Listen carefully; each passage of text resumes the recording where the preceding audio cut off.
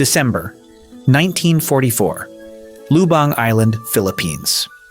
Hiroo Onoda walked into the jungle. His orders were simple: fight, never surrender. That was the last order he received. He followed it exactly. In August 1945, Japan surrendered.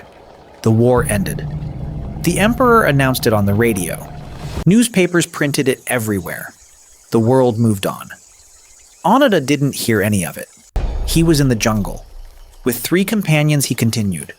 Reconnaissance, ambushes, retreats. Philippine soldiers hunted them through the hills. But Onoda knew that jungle better than anyone. Every path, every shadow, every place to disappear. In 1949, one companion surrendered. He walked out with his hands raised. Onoda called it betrayal. In 1954, the second was killed in a firefight. Onoda buried him and kept moving. In 1972, the third died. Now he was alone. The Philippine government tried to reach him. They dropped leaflets from aircraft. They brought letters from his family, old photographs, a tape of his mother's voice. Onoda studied each one carefully.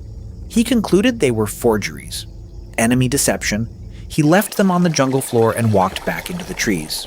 29 years, every day a combat footing, every night under jungle canopy, rifle within reach.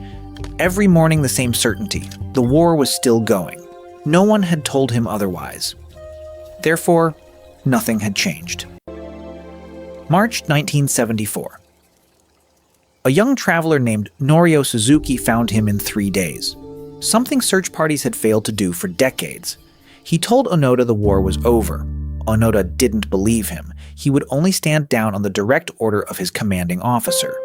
Suzuki returned to Japan and found the man, Yoshimi Taniguchi. Now 64. He sold books. He agreed to come. Taniguchi walked into the jungle in civilian clothes. One piece of paper, an official order. Cease all combat activity. The war ended in 1945. Onoda stood at attention and listened. Then he set down his rifle. For the first time in 29 years, he was 52 years old.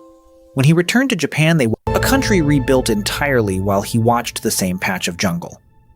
Everything had changed. He had not. Hiroo Onoda died in January 2014. He was 91. He spent his final years teaching young people survival and discipline. He never once said he had been wrong. He said he had followed his orders. And he had. Today there are people like Onoda, not in jungles, not with rifles, waiting, holding a position no one else remembers, following orders given long ago by someone who may no longer exist.